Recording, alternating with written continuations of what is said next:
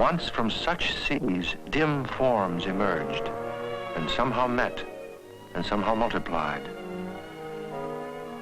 And in time, beyond counting, gave birth to a precious and inimitable thing, life. Life from non-life. From starlight, when water still concealed the continents, was fashioned. Cells and communities of cells began to evolve, some developing into plants like algae.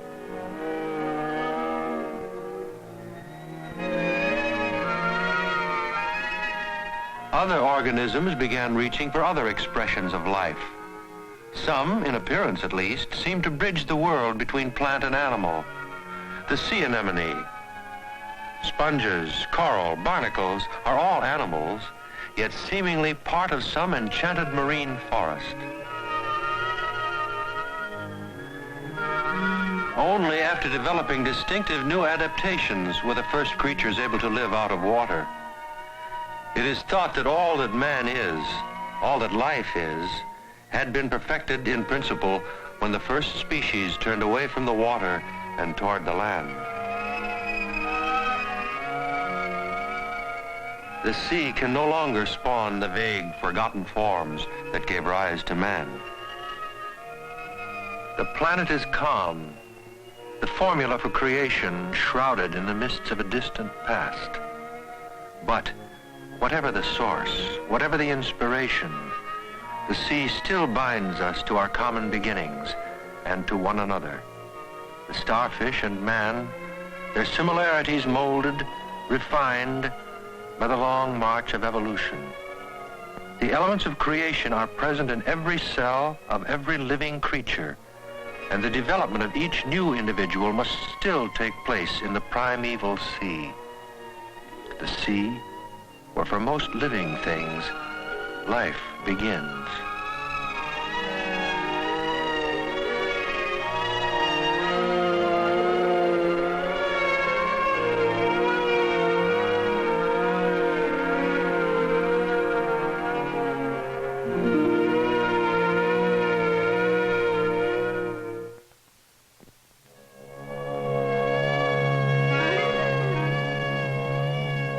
How does life begin? Life reappearing through the generations. Life of every size and shape. Life that's infinite in variety. Life we can see all around us, and a multitude of living things that we can see only through a microscope. These highly magnified one-celled plants and animals are so small that hundreds can be found in a single drop of pond water. What do these organisms have in common with an elephant, a frog, a human being? They share the common bond of life. Every plant and animal is made up of living cells. Every plant and animal must be able to produce or take in food, assimilate it, and get rid of wastes.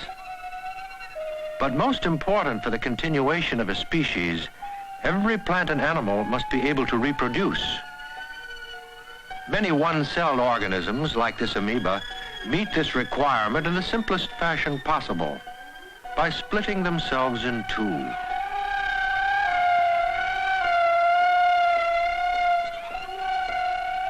The practical result? Two separate living cells where there was only one before.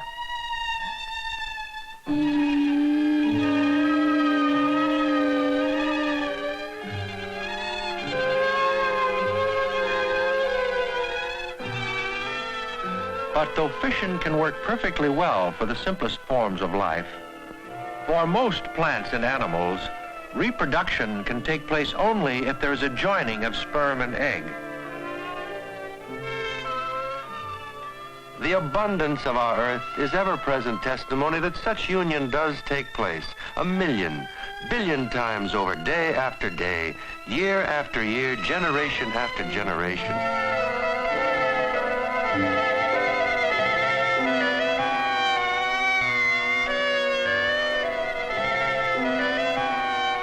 The color of a flower, its scent, are but the trappings that fashion a welcome to the insect in search of nectar, a trespasser who is also the device whereby the sex cells of plants will be joined. The union, however, is totally accidental, depending on the erratic moves of a wayfaring bee, a wandering butterfly. The dispersal of the eventual seed is also accidental, wherever the wind may blow.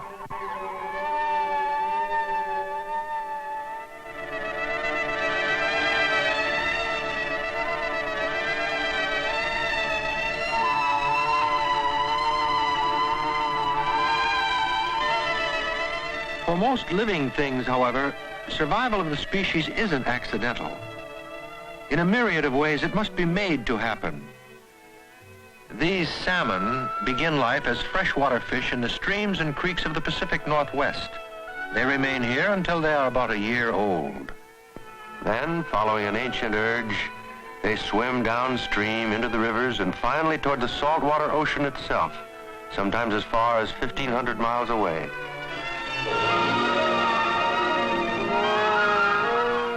When the salmon are 4 to 6 years old, they are ready to reproduce, and the long journey begins in reverse.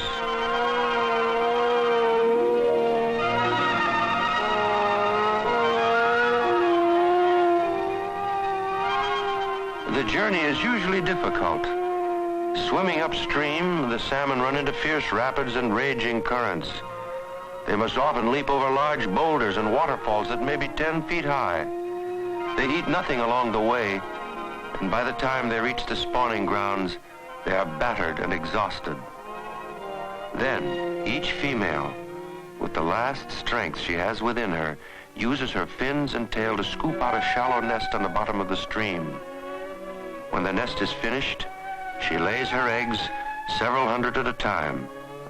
Each time, a male salmon hovering nearby swims over and releases his sperm over the eggs.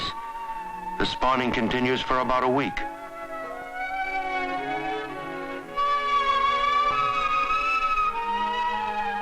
Once the egg laying is over, both male and female adult salmon swim a short distance away and die within a few days, never seeing the new generation they have assured.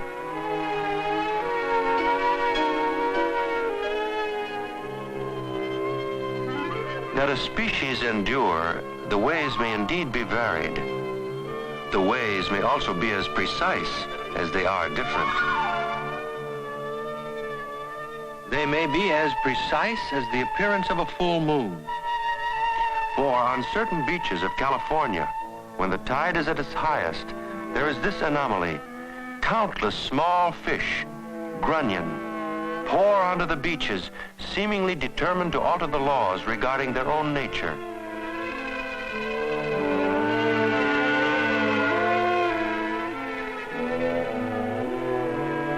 The only fish to spawn on land, the female grunion burrows into the wet sand to lay her eggs, from 1,000 to 3,000 at a time. The nearest male grunion curls around the burrowed female and releases his sperm into the sand. 2 weeks later, when next the tide is at its highest point, the fertilized eggs will be washed to sea at the same time they are ready to hatch. And so the grunion has endured, and apparently will, so long as there are full moons, so long as tides rise and fall. The sea is a continuous wonderland of life and its renewal. Millions of eggs, billions of free-moving sperm. But there will be life only if they are joined. And yet, of the millions of fertilized eggs that do produce life, most will be consumed in the food chain that is the marine world's law of survival.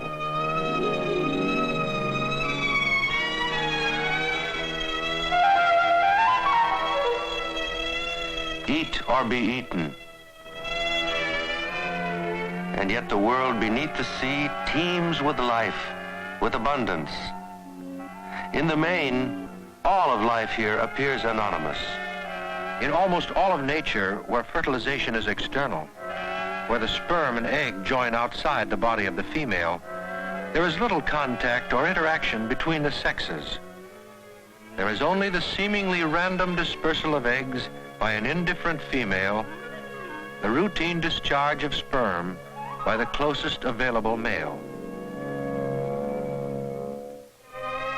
But where fertilization takes place within the body of the female, there's a different mode of conduct. Courtship, a time when male and female are most aware of one another and have their own way of showing it.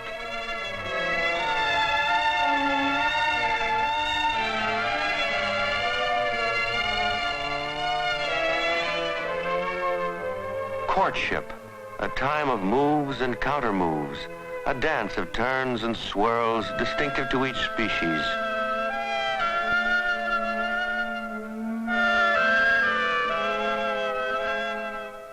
Whatever the move, the turn, the intent is the same. The male must attract the female, or the female the male.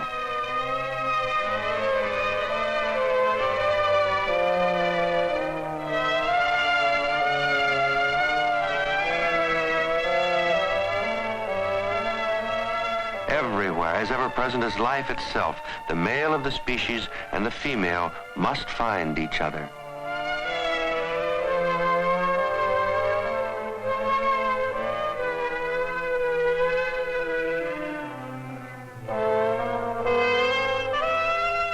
There is also variety in what follows courtship. For most birds, it would seem there is even a sense of commitment, at least for a season, at least to cover the time of building a nest, at least to cover the time during which the female sits on her eggs and gives them warmth, at least until the young are able to face life on their own.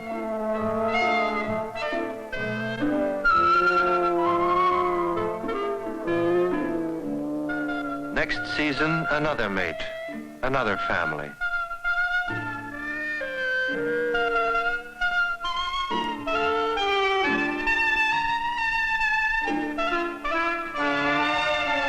There are a few birds, like the Canada goose and the American bald eagle, that do mate for life. But this is a rarity in the world of birds or in the world of mammals.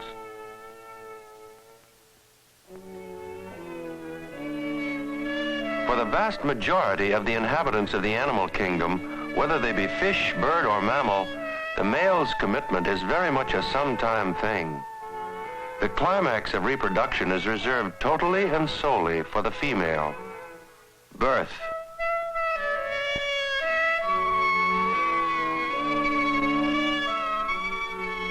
Within the protective interior of the mother's womb, one offspring will develop, 2, 3, a litter, but nothing like the profusion in the much more dangerous world of the sea.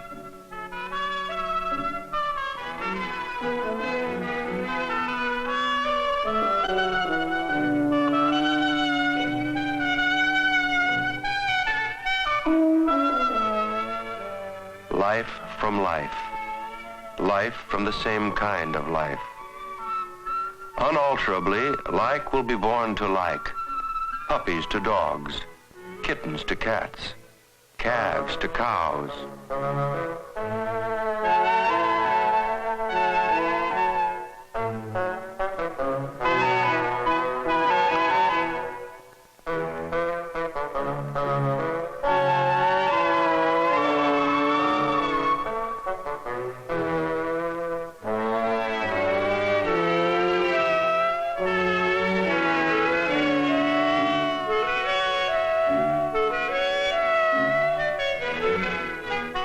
Baby mammals are almost completely helpless at birth and must depend upon the mother for both nourishment and protection. The maternal instinct is thus more than an emotional response. It's the basis for the survival of a species.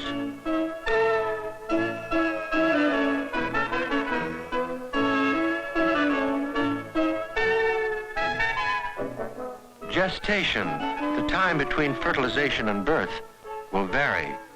63 days for puppies or kittens, 210 days for fawns, 270 days, 9 months for a human being. But despite the variation in time, the dimension of the miracle remains. Very good. Doing great. Good. Once more.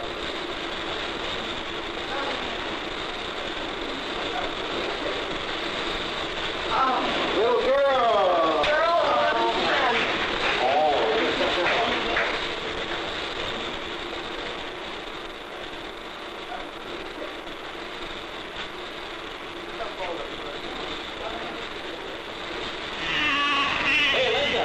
Lungs fill with precious air, the first breath, the first cry. How can it be best described? One poet tried. The universe resounds with the joyful cry, I am, I am, I am. And so the miracle also has voice.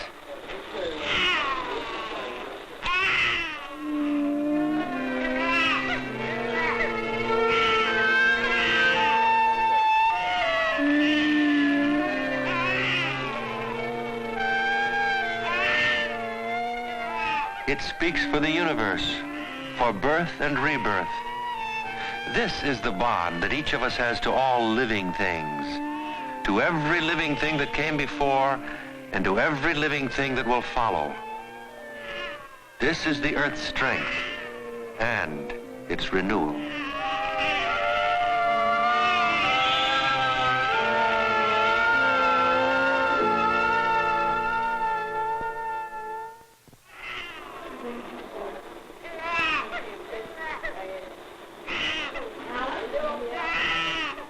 A child has been born. The procedures are set. A clamp has been fastened at the base of the umbilical cord. The eyes bathed with a solution of silver nitrate. A footprint and handprint are taken. Acknowledgement that this newborn already is unique, individual.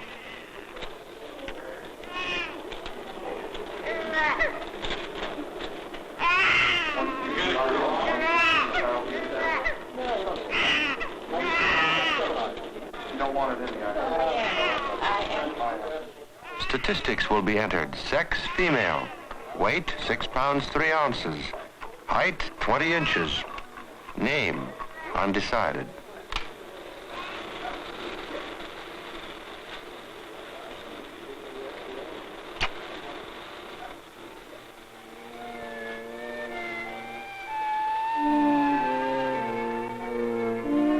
Throughout the world, 300,000 babies are born every 24 hours. This one, name undecided, born in New York's Flower and Fifth Avenue Hospital, is well on her way.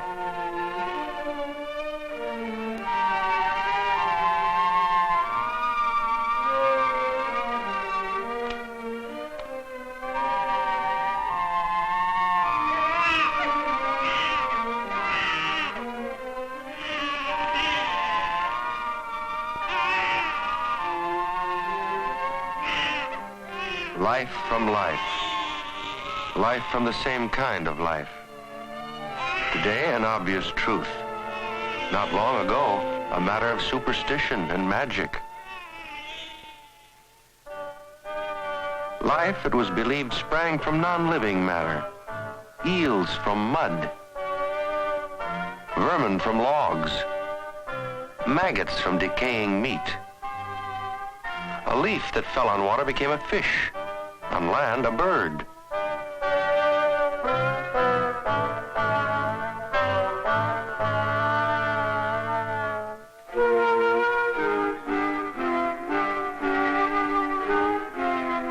Some believed that a tiny, completely formed human being was somehow contained in the ovaries, the male's semen used merely to activate it. Others held that within the sperm there was an infinitesimal but fully developed baby that would take on life only in the mother's womb. Slowly, the true facts were revealed. As early as the 17th century, Hooke, using a primitive microscope, made the first drawing of hollowed-out structures, which he called cells. But it wasn't until more than 180 years later that biologists, using improved microscopes, realized that all living things were composed of cells, and that the cells themselves had an independent life.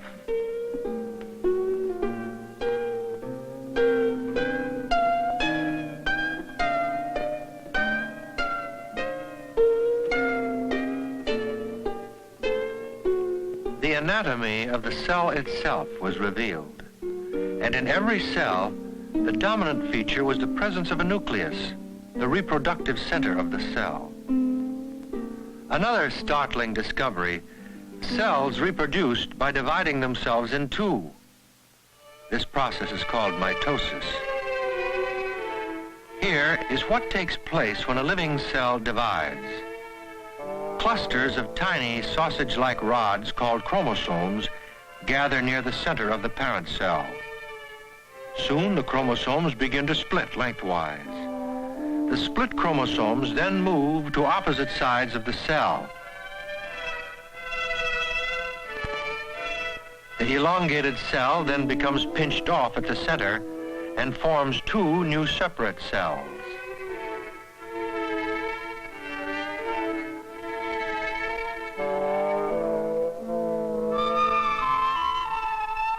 But what of an entirely new life? Here, reproduction is the result not of a single cell splitting into two, but rather of two cells, the sperm and the egg, joining into one. The result, a fertilized egg.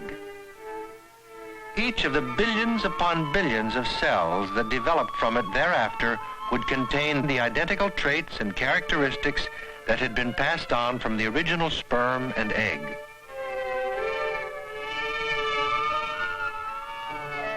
But how does the fertilized egg develop into an organism that bears distinct similarity to its parents? And within a species, what makes some of us tall, some short, some big-boned, and others small-boned, some light-skinned and others dark, some blonde, some brunette? What accounts for all of these and thousands upon thousands of other traits which make us distinct and distinguishable from one another? Geneticists are discovering some of the answers deep within the chromosome. Each chromosome carries a special group of complex chemical substances called genes. There may be more than tens of thousands of genes strung out like tiny beads along a single chromosome. In these genes is the hereditary information, the genetic code that will determine an organism's size, color, shape, sex, the thousands of ways its characteristics will have been determined by its parents. The code is carried by a remarkable molecule called DNA, deoxyribonucleic acid, which exists in each gene. Here, in this huge model, is the scientist's version of what a single, long, twisted DNA molecule looks like.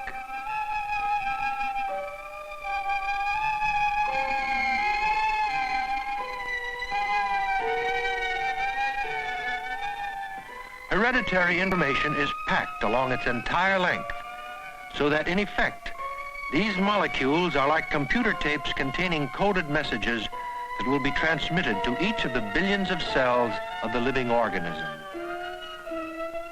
In a sense, DNA establishes the dimensions, the definitions of all life contained in the molecular world of the gene. Why genes turn one cell into a muscle fiber, another into a nerve cell, another into part of the heart, the brain, skin, bone.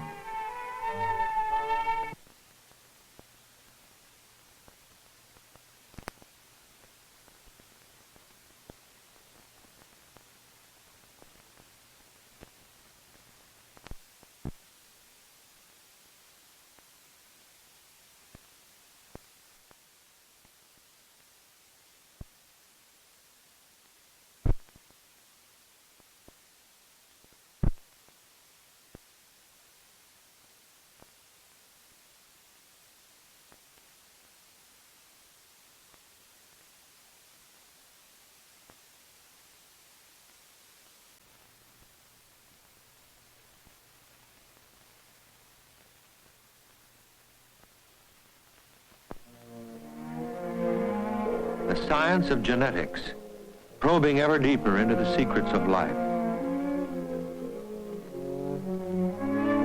But whatever the ways life may be shaped, the beginnings for most living things must still take place within the fertilized egg. But the wonder does not happen only within the egg. It's also present in the set of conditions whereby different species prepare for the birth of a new generation.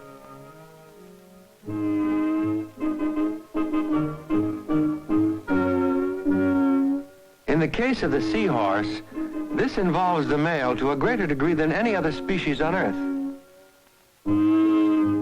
The female seahorse produces the eggs, but as soon as they're ready to be laid, she transfers them to a brood pouch on the underside of the male. At precisely the time of transfer, the male sheds a cloud of sperm.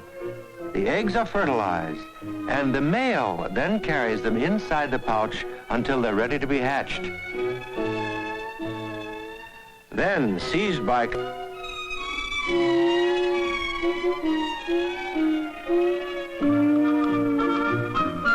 Life in the sea is hard and survival difficult.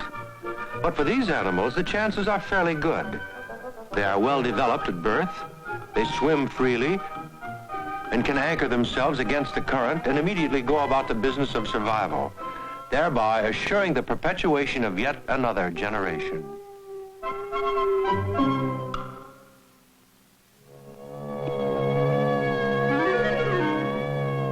Each species is born with behavior instincts that provide the key to its own survival. Yet they will not hatch in water, and so it makes its way onto the beach. Its flippers are almost totally useless on land, but instinct is now the goad, the spur. High on the beach, she's using her flippers as shock. Then, through the night, she lays her eggs, over 100 of them, each in its leathery, elastic shell. Then she buries them and goes, never to return.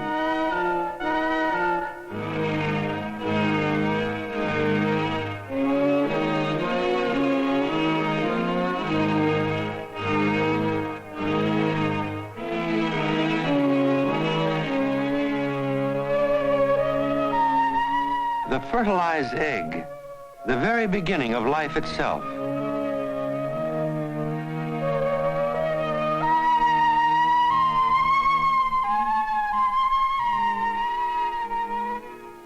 Whether within the body of the mother or buried in sand like these turtle eggs, it's where the reality of a life is forged in bone, flesh, blood.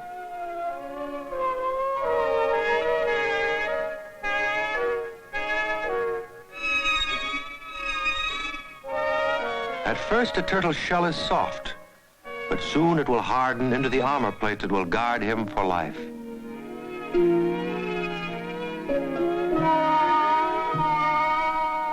But now these newly hatched turtles must maintain that life. To do this, they must get to the sea. They set forth with no guide but instinct. They have never felt an ocean's wetness, heard the beat of its surf, but they move unerringly to the sea. The sea that also mirrors our own beginnings.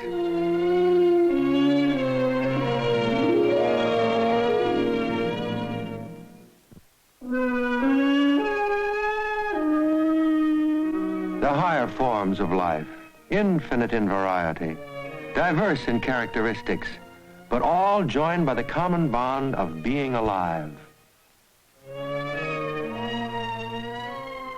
Never, though, are the similarities so graphically etched as at the exact moment when a new life begins. What happens at the precise instant when two cells join to form a new living thing?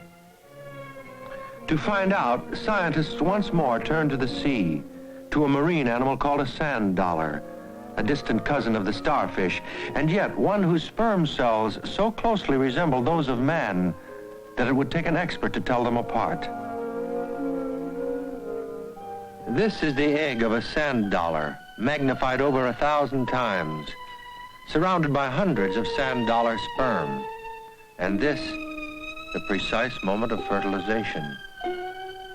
The union has begun. Within an hour after fertilization, the egg begins to divide into two.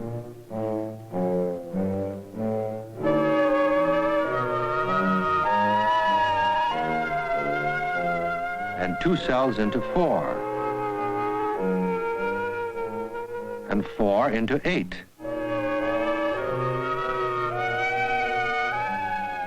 Eight into 16, until a whole cluster of cells comes into being.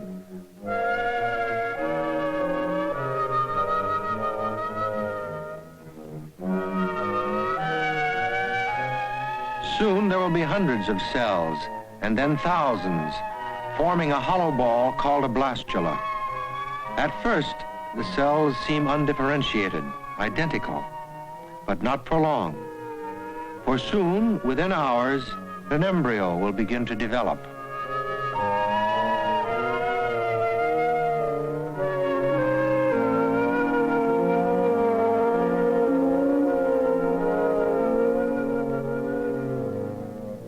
The sand dollar will live in the sea.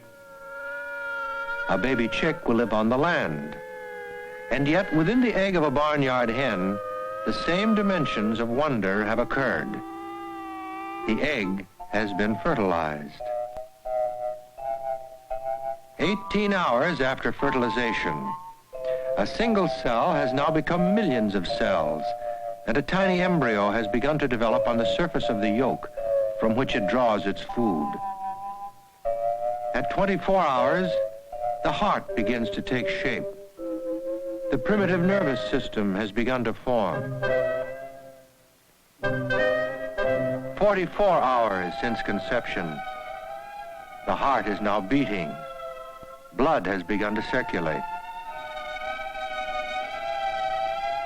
The third day, the circulatory system has become more fully developed, extending well into the yolk, which gets smaller as it's used.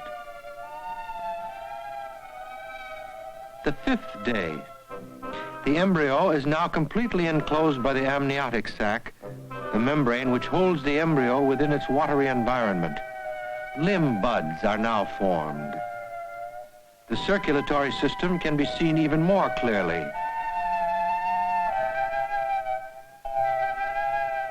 The sixth day, the lens of the embryo's eye is clearly distinguishable. The major portions of the brain visible. The heartbeat is steady and strong.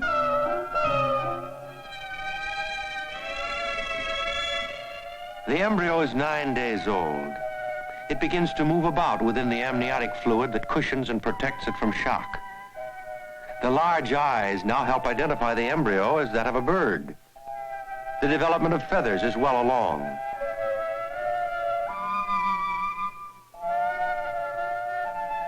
In the remaining 12 days, the embryo continues its rapid growth. The yolk continues to diminish until the embryo fills the egg completely.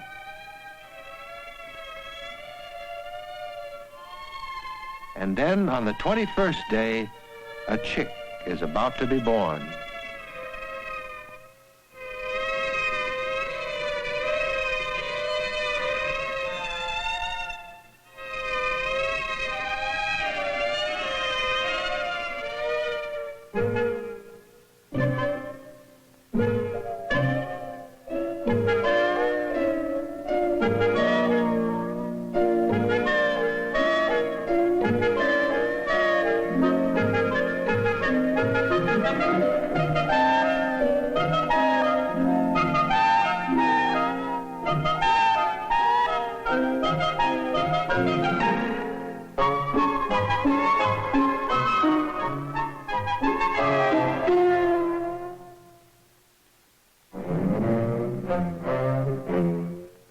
There is one instance in nature where there seems to be two births. In the case of the kangaroo, the first is when the 1-month-old fetus crawls out of the birth canal. It can develop no further within the uterus of the mother, and so survival has dictated another way. The fetus, on its own, must crawl up to its mother's pouch. She cannot help it. Unless blind instinct enables this fetus to find its way to the pouch without falling from the mother, it will die. Now the fetus must nourish itself, and it grows considerably in the process.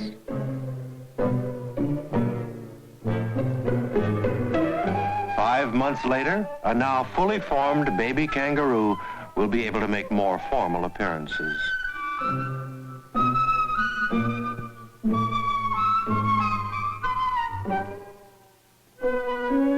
Life from life. Life from the same kind of life. Life that is as varied as the species themselves, although the beginnings may have been amazingly similar. These are the live sperm of the human male, tadpole-shaped, so incredibly minute that 3 billion could fit into a thimble.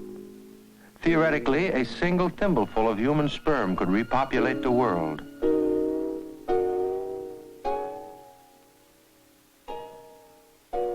This is the human egg.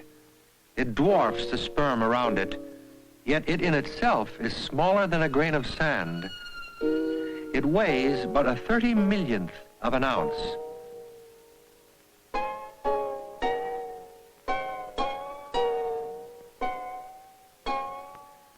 Scientists estimate that a healthy human male will release as many as 500 million live sperm at a given time.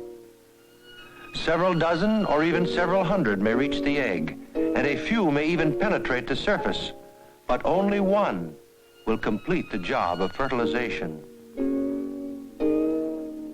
Within hours, the fertilized egg begins to divide.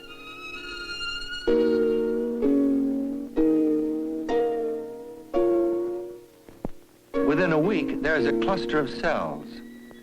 By the 9th day, an embryo begins to take shape. From this moment on, growth is dramatic. This is the embryo at 30 days. 5 days earlier, its heart began to beat. It is now 10,000 times larger than the fertilized egg from which it started, but it still measures only half the size of a pea. At this stage of development, the human embryo looks very much like that of a fish, a bird, or almost any kind of mammal. It has what looks like a tail, and ridges along the side of the head that look like gills.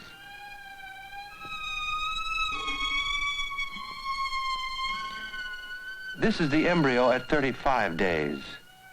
It is now enclosed in the clear, transparent amniotic sac which grew from some of the dividing cells.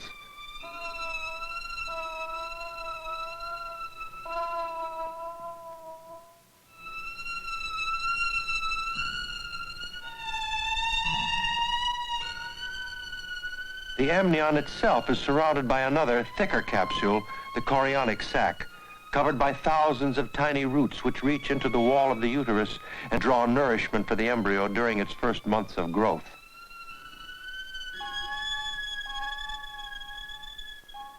During the 5th and 6th weeks, eyes begin to appear. The head now makes up a third of the body. Arms and legs begin to take shape.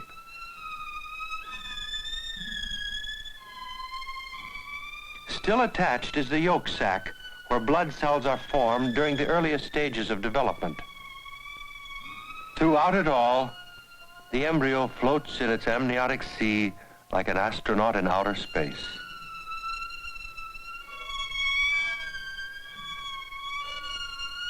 "8 weeks. The embryo has doubled in size since the 5th week, but it is still so small it could fit easily into a walnut. The face begins to appear much more human, with discernible ears, nose, eyes, lips. Hands and fingers become larger, more distinct.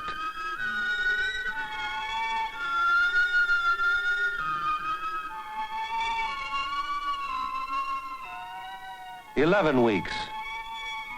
At this stage of growth, the developing baby is no longer called an embryo. It is now a fetus. In the next 4 weeks, it will quadruple in size, increase its weight 6 times over. Signs of its sex have begun to appear. Now it draws its nourishment totally through the umbilical cord, a thick band of blood vessels that lead from the navel to a remarkable organ called the placenta, which is developed in the mother's uterus during the pregnancy. The placenta is a spongy, cake-like mass of many interwoven blood vessels, some of which belong to the fetus and some to the mother. The baby and the mother have separate blood systems, and blood does not flow directly from the mother's body to the fetus and then back again.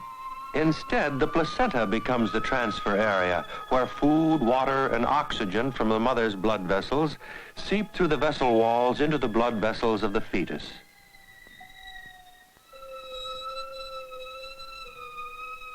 "16 weeks, the end of the 4th month. The fetus is now nearly 5.5 inches long. It crowds the uterus and makes its presence known by its movements. Most of its skeleton is hardened. Its heartbeat is stronger, louder.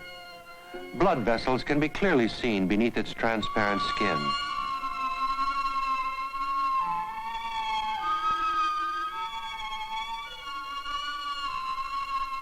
"18 weeks. The fetus begins to move more frequently. Occasionally it will kick, move its arms.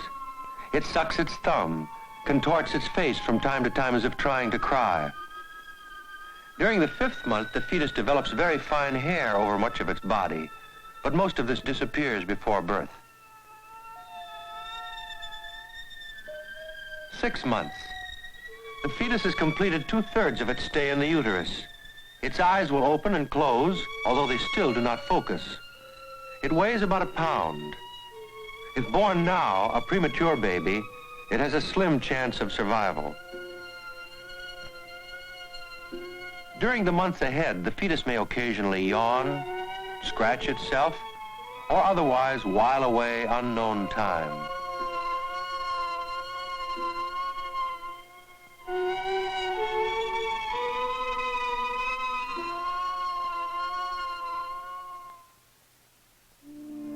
A baby has been born, ushered from one world into another.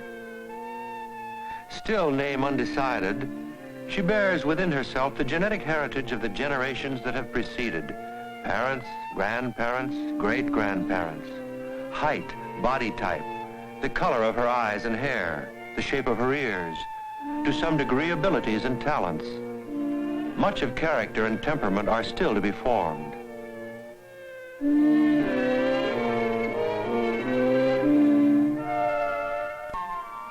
In what way will this fashion a self that is like no other? But these questions and many more all recede. They recede beneath the overwhelming wonder and the thought.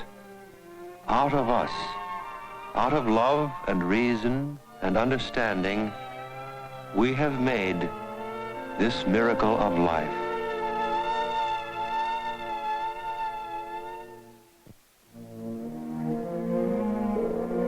In Genesis, it is said, "Be fruitful and multiply and replenish the earth."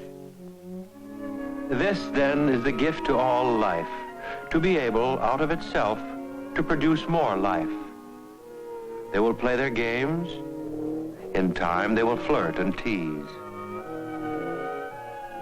And someday, when they are ready, they will love, and life will come from that union.